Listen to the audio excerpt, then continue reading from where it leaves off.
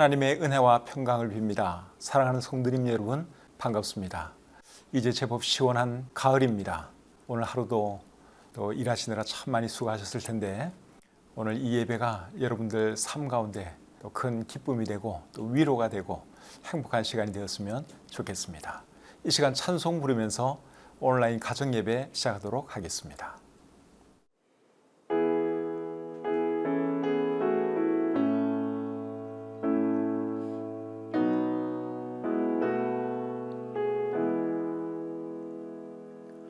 오늘 집을 나서기 전 기도했나요? 오늘 받을 은총 위에 호소했나요? 기도는 우리의 안식, 빛으로 인도하니 앞이 캄캄할 때 기도 잊지 마세요.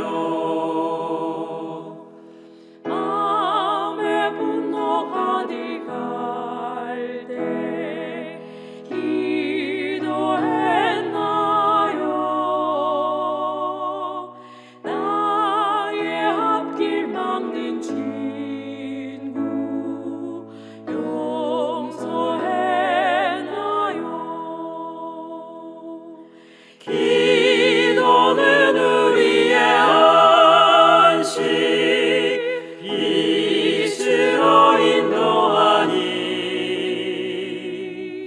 앞이 캄캄할 때 기도 잊지 마세요.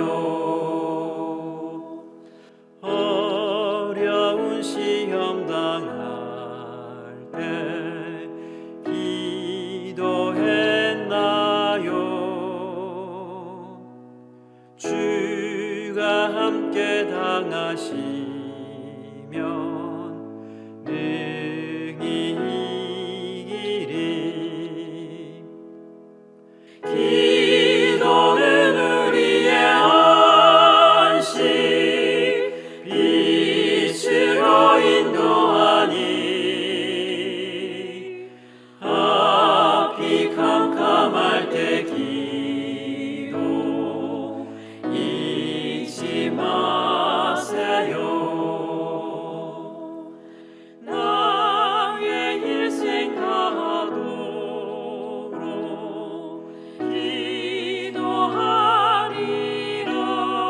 기도하리라. 주께 맡긴 나의 생애 영원하리라. 기도는 우리의 안식, 빛으로 인도하니 앞이 캄캄할 때 기도 잊지 마세요.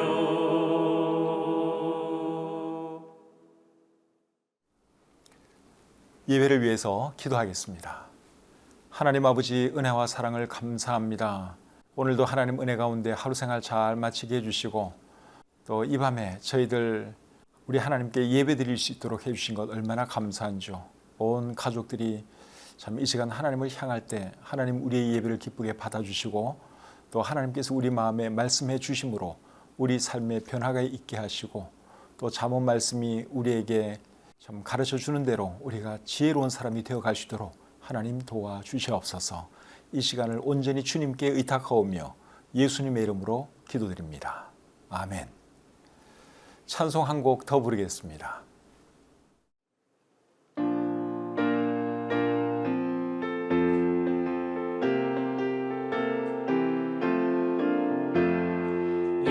예수님이 말씀하시니 물이 변하여 포도주 됐네. 예수님이 말씀하시니 물이 변하여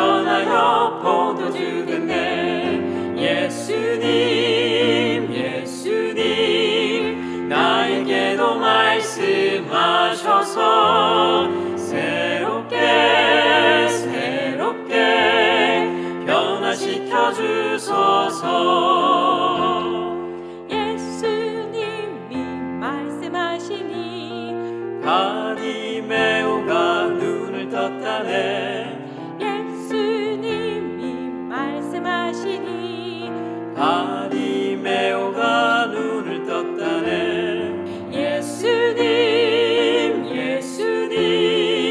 나에게도 말씀하셔서 새롭게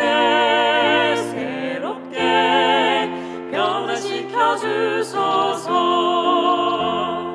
예수님이 말씀하시니 죽은 나사로가 살아났다네 예수님이 말씀하시니 죽은 나사로가 살아났다네 예수님 나에게도 말씀하셔서 새롭게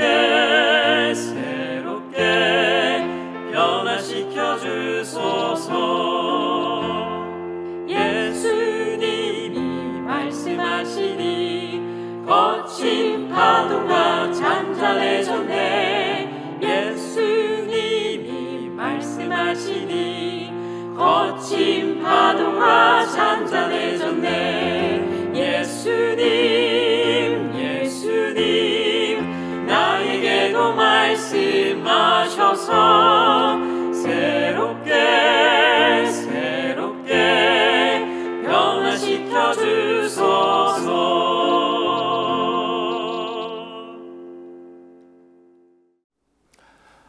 오늘 함께 나눌 하나님 말씀은 잠언 17장 1절부터 7절까지의 말씀입니다. 이 말씀을 제가 읽어드릴 때 여러분들 눈으로 잘 따라 읽으시기를 바랍니다. 성경이 있는 분들은 성경을 펴시면 더 좋겠습니다. 마른 떡 한 조각만 있고도 화목하는 것이 제육이 집에 가득하고도 다투는 것보다 나으니라. 슬기로운 종은 부끄러운 짓을 하는 주인의 아들을 다스리겠고 또 형제들 중에서 유업을 나누어 얻으리라. 도가니는 은을 풀무는 금을 연단하거니와 여호와는 마음을 연단하시느니라. 악을 행하는 자는 사악한 입술이 하는 말을 잘 듣고 거짓말을 하는 자는 악한 혀가 하는 말에 귀를 기울이느니라. 가난한 자를 조롱하는 자는 그를 지으신 주를 멸시하는 자요 사람의 재앙을 기뻐하는 자는 형벌을 면하지 못할 자니라. 손자는 노인의 면류관이요 아비는 자식의 영환이라. 지나친 말을 하는 것도 미련한 자에게 합당하지 아니하거든 하물며 거짓말을 하는 것이 존귀한 자에게 합당하겠느냐. 아멘. 잠언 17장 1절부터 7절까지 말씀을 읽어드렸습니다. 한 절씩 살펴보면서 하나님께서 우리에게 주시는 교훈이 무엇인지 배워보도록 하겠습니다. 1절 말씀 다시 읽겠습니다. 마른 떡 한 조각만 있고도 화목하는 것이 제육이 집에 가득하고도 다투는 것보다 나으니라. 1절 말씀은 전혀 어려운 말씀이 아닙니다. 가정의 화목을 강조하는 말씀이죠. 아무리 집이 좋고 또 맛있는 음식을 먹는다 해도 가정이 화목하지 못하면 좋은 집도 별 의미가 없고 좋은 음식도 전혀 의미가 없습니다. 방금 읽은 1절 말씀 보니까 제육이라고 하는 단어가 나오죠. 제육이 무슨 뜻일까요? 제육 볶음할 때 그 제육은 아닙니다. 제육볶음은 돼지고기로 만든 음식이죠. 근데 우리 잠언을 기록한 솔로몬은 돼지고기 안 먹었습니다. 모든 이스라엘 사람들은 돼지고기를 먹지 않지요. 그렇기 때문에 여기서 말하는 제육은 제사에 드려진 음식, 그러한 뜻입니다. 즉 맛있는 고기 반찬을 의미하는 것이죠. 표준 세번역 성경과 공동 번역에서는 진수성찬이라고 번역하고 있습니다. 그래서 좋은 집에서 좋은 음식 먹고 사는 것을 많은 사람들이 꿈꾸지만 그보다 더 중요한 것은 뭡니까? 가정이 화목한 것이죠. 가정이 화목하지 못하면 아무리 좋은 집에 살아도 아무리 좋은 음식 먹어도 전혀 행복하지 않습니다. 그래서 우리는 가정의 화목을 위해서 더 많은 노력을 해야 하는 것이죠. 가정의 화목을 위해서 어떻게 노력해야 할까요? 일단 가족 구성원들이 자기 할 일을 잘 감당해야 합니다. 예를 들어서 가장이 자기 할 일을 제대로 안 한다든가, 또 어머니가 또는 아내가 자기 할 일을 제대로 감당하지 못한다든가, 자식이 학생인데 공부를 제대로 안 한다든가, 그러면 여러분 가정이 화목하기가 어렵습니다. 그래서 일단은 아버지는 아버지대로, 어머니는 어머니대로, 자녀는 자녀대로 각자 자신이 해야 할 일을 잘 감당해야 하는 것이죠. 그리고 마음에 상처 주는 말이나 행동을 하면 안 됩니다. 같은 집에 살다 보면 때로는 마음에 안 드는 면도 눈에 보이겠죠. 그렇다고 해서 말을 막 함부로 한다든가 공격한다든가 상처 주는 말을 하면 안 되는 것이죠. 그러면은 가정의 화목이 깨어지는 것입니다. 그래서 가정이 화목하기 위해서 우리들 각자가 자기 할 일을 일단 잘 감당해야 되고, 누가 또 자기의 역할을 잘 못한다 할지라도 막 상처 주는 말, 또 상처 주는 행동, 그렇게 하면 안 된다 하는 것이죠. 2절 말씀 보겠습니다. 슬기로운 종은 부끄러운 짓을 하는 주인의 아들을 다스리겠고 또 형제들 중에서 유업을 나누어 얻으리라. 2절 끝부분에 보니까 형제들 중에서 유업을 나누어 얻는다, 이런 표현이 나오는데, 표준 세번역 성경에 보니까 그 집 자녀들과 함께 유산을 나누어 받는다, 그렇게 번역을 하고 있습니다. 2절 말씀의 포인트는 이거죠. 사람이 지혜로우면 신분 상승도 할 수 있고 재물도 얻을 수 있다. 그것이 결국 2절 말씀의 핵심이라고 볼 수 있습니다. 2절 말씀을 일반화시키니까 생각나는 인물이 있습니다. 사사입다입니다. 사사기 11장에 사사입다 이야기가 기록되어 있는데, 사사입다는 기생의 아들로 태어난 사람입니다. 그러다 보니 이제 어머니가 다른 형들의 미움을 엄청 받았죠. 그래서 결국 집에서 쫓겨났습니다. 그런데 나중에 이 입다가 결국 어떻게 되죠? 이스라엘의 사사가 됩니다. 많은 사람들의 존경과 사랑을 받는 그런 훌륭한 인물이 됩니다. 기생의 자식으로 태어났지만, 형제들의 미움을 받았지만, 집에서 쫓겨나고 참 많은 고통을 당했지만, 그래도 이 사람이 성공할 수 있었던 그 이유가 뭐였겠습니까? 사람이 지혜롭고 똑똑하니까 결국 성공한 것이죠. 그래서 사람이 지혜로우면 신분 상승할 수 있다는 것입니다. 재물도 얻을 수 있다 하는 것이죠. 그래서 우리는 지혜로운 사람이 되어야 합니다. 어떻게 하면 지혜로운 사람이 될 수 있을까요? 그렇죠. 잠언 말씀을 잘 공부하시고 잠언 말씀대로 살아가면 지혜로운 사람이 될 수 있습니다. 그렇게 되고자 우리가 매주 금요일마다 잠언을 공부하는 것이죠. 이 잠언 말씀 우리가 잘 배워서 정말 지혜로운 사람이 되시기를 우리 주님의 이름으로 축복합니다. 3절 말씀 보겠습니다. 도가니는 은을, 풀무는 금을 연단하거니와 여호와는 마음을 연단하시느니라. 여기 연단이라고 하는 단어가 나오는데, 여기서 말하는 연단의 의미는 녹여낸다, 시험한다, 그러한 뜻입니다. 공동번역 성경은 3절 말씀을 이렇게 번역하고 있습니다. 도가니에서 금이나 은을 녹여내듯 야훼께서는 사람의 마음을 시험하신다. 하나님께서 여러분 욥에게 큰 시련을 허락해 주셨죠. 큰 시련을 허락하신 이유가 무엇입니까? 욥이 하나님을 제대로 섬기는 사람인지 그렇지 못한 사람인지 그것을 사탄에게 증명해 보이려고 하나님께서 욥에게 시련을 허락하셨습니다. 그런데 욥이 큰 시련 가운데 이런 말을 합니다. 욥기 23장 10절 말씀이에요. 내가 가는 길을 그가 아시나니 그가 나를 단련하신 후에는 내가 순금같이 되어 나오리라. 여러분들도 잘 아시는 말씀이죠? 이 말씀의 의미가 뭡니까? 하나님께서 나를 시험해 보시면 내게 흠이 없다는 것을 아실 것이다. 그 뜻입니다. 우리 하나님은 우리의 마음도 한 번씩 시험해 보신다고 하는 것을 잊으시면 안 됩니다. 하나님께서 아브라함에게 내 아들을 번제로 바치라 하는 그런 명령을 내리셨죠. 왜 그런 명령을 내리셨을까요? 아브라함이 얼마나 하나님을 경외하는 사람인지 그것을 테스트해 보시려고, 시험해 보시려고 그런 명령을 내리셨습니다. 고난이 오고 시련이 올 때 하나님께서 나를 시험하시기 위해서 이런 고난과 시련을 허락하신 것은 아닌가, 그렇게 우리가 생각할 줄 알아야 합니다. 그래서 시련과 고난 앞에서 절대로 무너지지 마시고 하나님 원망하거나 그러시지도 마시고 잘 이겨내야 하는 것이죠. 베드로전서 5장 10절에 보시면 이런 말씀이 있습니다. 잠깐 고난을 당한 너희를 친히 온전하게 하시며 굳건하게 하시며 강하게 하시며 털을 견고하게 하시리라. 우리 하나님은 고난을 통해서 시련을 통해서 사람들을 시험하시고 또 훈련시키시는 분이다 하는 것을 저와 여러분들이 꼭 기억하시기를 바랍니다. 4절 말씀 계속 보겠습니다. 악을 행하는 자는 사악한 입술이 하는 말을 잘 듣고 거짓말을 하는 자는 악한 혀가 하는 말에 귀를 기울이느니라. 4절 말씀을 보면 어떤 말씀이 생각나는가 하면 유유상종이라고 하는 말이 생각납니다. 비슷한 사람들끼리 어울린다 하는 의미의 유유상종, 그 말이 생각나고 또 디모데후서 3장 13절 말씀도 생각납니다. 거기에 이런 말씀이 있습니다. 악한 사람들과 속이는 자들은 더욱 악하여져서 속이기도 하고 속기도 하나니. 그래서 사람들은 보면 대체로 비슷한 사람들끼리 어울립니다. 착한 사람들은 착한 사람들끼리 어울리고 못된 사람들은 못된 사람들끼리 어울리죠. 그래서 4절 말씀이 우리에게 주는 교훈은 뭔가 하면 사람을 잘 사귀어야 한다. 악한 사람들 사귀면 안 된다. 그것이 4절 말씀이 우리에게 주는 교훈입니다. 만약에 여러분 주위에 악한 사람들이 많다.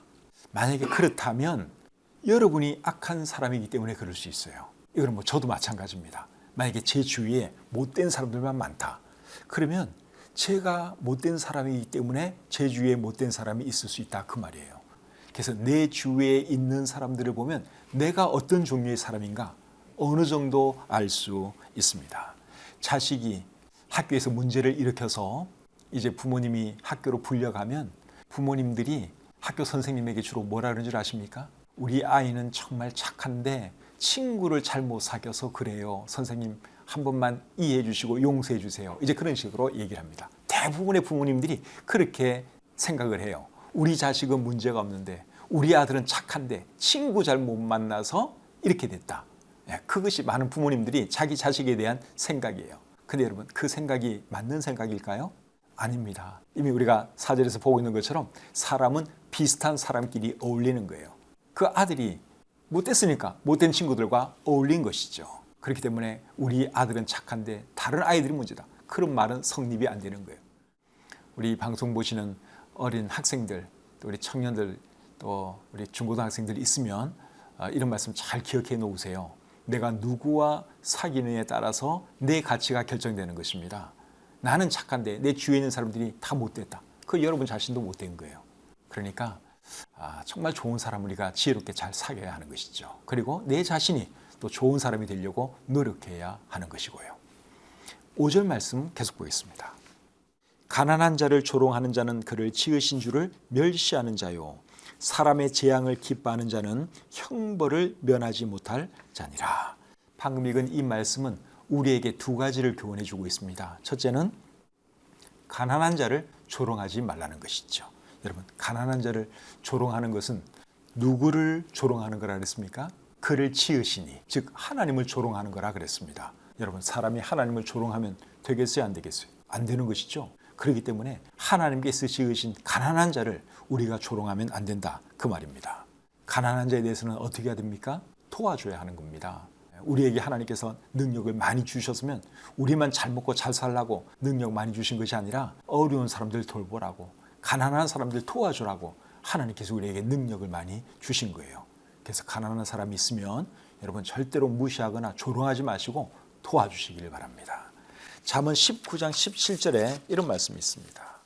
가난한 자를 불쌍히 여기는 것은 여호와께 구워드리는 것이니 그의 선행을 그에게 갚아 주시리라.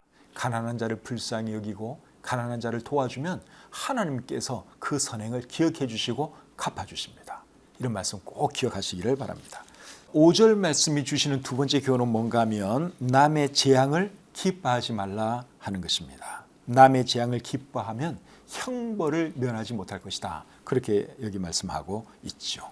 설령 여러분 원수가 재앙을 당해도 우리가 기뻐하면 안 됩니다.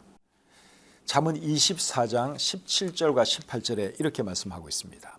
내 원수가 넘어질 때에 즐거워하지 말며 그가 엎드러질 때에 마음에 기뻐하지 말라. 여호와께서 이것을 보시고 기뻐하지 아니하사 그의 진노를 그에게서 옮기실까 두려우니라. 그러니까 우리의 원수라고 할지라도 그가 재앙을 당하면 기뻐하지 말라 그랬어요. 우리가 기뻐하면 하나님께서 그 재앙을 거두실지도 모른다 그랬습니다. 그러니까 누구라도 참 어려운 일을 겪고 있고 재앙을 당하고 있으면 우리가 불쌍히 여겨야 하는 것입니다. 그것이 하나님께서 우리에게 말씀하는 내용이에요. 그래서 이 두 가지 교훈 꼭 기억하시고 이 말씀대로 살아가시기를 바랍니다. 6절 말씀 보겠습니다. 손자는 노인의 면류관이요 아비는 자식의 영환이라. 손자나 손녀 있는 분들 많이 계시죠? 손자나 손녀 있는 분들을 보면 손자나 손녀가 이뻐서 어쩔 줄을 모릅니다. 하루에도 몇 번씩 손녀 사진, 손자 동영상 이런 거 보면서 기뻐하고 행복해합니다. 또 어떤 때는 사람들에게 막 자랑 아닌 자랑도 하죠. 우리 손주 이렇게 많이 컸어. 한번 봐봐. 그러면서 보여달라고 안 했는데도 막 보여주고 그랬죠. 그게 왜 그런가 하면 방금 읽은 이 말씀이 우리에게 답을 주고 있습니다. 손자나 손녀가 그들의 면류관이기 때문에 그런 거예요. 여기서 말하는 면류관은 자랑이고 기쁨이다 그 말이죠. 그러니까 손자나 손녀는 할아버지 할머니들의 면류관이에요. 기쁨이고 자랑이에요. 그렇기 때문에 그렇게 좋아하는 거예요. 다른 사람들에게 막 자랑도 하고 그러는 것입니다. 할아버지나 할머니가 우리 손자 손녀들 예뻐해 주고 사랑해 주는 것을 생각하면 손자 손녀들은 이 다음에 커서 할머니 할아버지에게 어떻게 해드려야 할까요? 잘해드려야겠죠? 잘해드려야 합니다. 우리 손자 손녀들 이 방송 보고 계시면 잘 기억하세요. 여러분 할머니 할아버지가 여러분을 정말 많이 사랑하셨다는 거, 지금도 사랑하시겠지만 여러분들이 아기였을 때 정말 예뻐하셨다고 하는 것을 절대로 잊지 마시기를 바랍니다. 그래서 여러분들이 커도 할머니 할아버지에게 잘해드리세요. 할머니 할아버지가 늙으면 외로워하십니다. 그래서 손자 손녀들이 할머니 할아버지 자주 찾아가고 또 대화도 해드리고 할머니 할아버지 모시고 또 여행도 같이 가고 그렇게 하는 우리 교회 손자 손녀들이 다 되시기를 바랍니다. 그래야 합니다. 왜냐하면 할아버지 할머니가 우리 손자 손녀들을 정말 이뻐하셨기 때문에 그래요. 그래서 그 사랑을 보답해야 하는 것이죠. 그리고 6절 하반절에 보시면 아비는 자식의 영환이라 하는 말씀이 있는데 이 말씀의 의미는 뭘까요? 어린 자녀들을 보면 자기 아버지에 대해서 대단하게 생각하는 그런 경향들이 있죠. 자기 아버지를 마치 슈퍼맨처럼 생각을 합니다. 우리 아버지가 오기만 하면 모든 문제 다 해결해 줄 것처럼 아이들이 그렇게 생각을 합니다. 그렇기 때문에 우리 아버지 되시는 분들은 여러분들의 자녀들을 실망시키지 않기 위해서 노력을 하셔야 돼요. 내 자녀가 나를 그렇게 대단한 존재로 생각하는구나. 그것을 생각하면서 자녀들 실망시키지 않기 위해서 노력을 하셔야 돼요. 근데 이제 자녀들이 조금씩 커가면서 우리 아버지는 슈퍼맨이 아니었구나. 대단한 사람도 아니구나. 그냥 평범한 사람이로구나 하는 것을 깨닫게 됩니다. 그렇게 될 때 절대로 아버지를 무시하면 안 됩니다. 왜냐하면 부모님도 아버지도 여러분들을 얼마나 많이 사랑해 주셨는지 몰라요. 여러분들 키우기 위해서 얼마나 많이 희생하고 고생하셨는지 모릅니다. 그렇기 때문에 여러분들이 머리가 좀 컸다고 해서 여러분 아버지, 여러분 어머니를 무시하거나 절대로 그러시면 안 됩니다.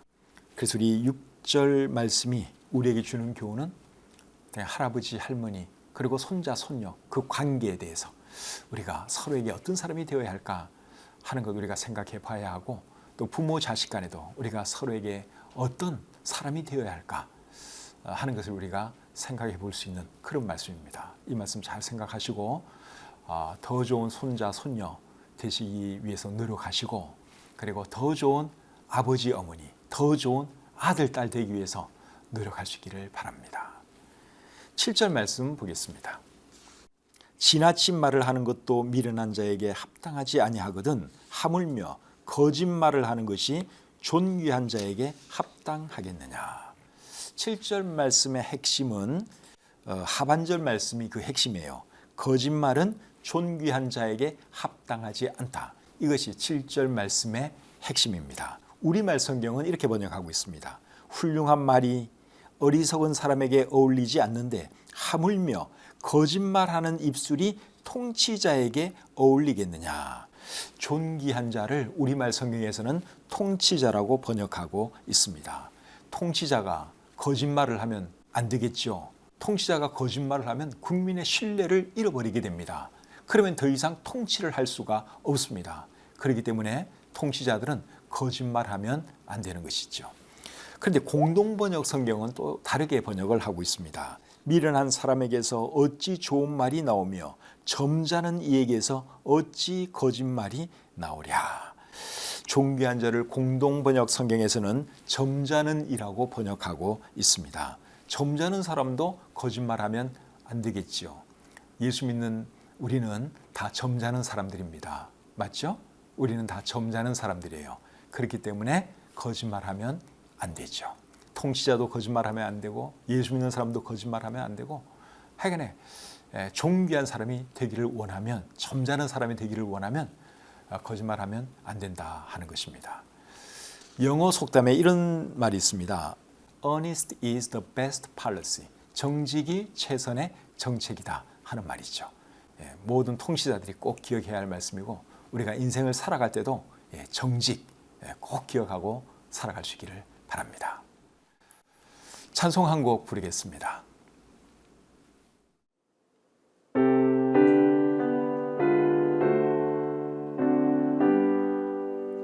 주 안에 있는 가정은 사랑이 넘치고 소망과 기도가 드니 다 평안 누리네. 주 안에 있는 가정은 감사가 넘치고 주님의 이름 높이며 말씀에 순종해. 주 안에 있는 가정은 찬양이 넘치고 거룩한 말씀 받으니 지혜가 충만해. 구주여 우리 가정에 화평을 주시고 우리의 마음을 묶어서 순종케 하옵소서.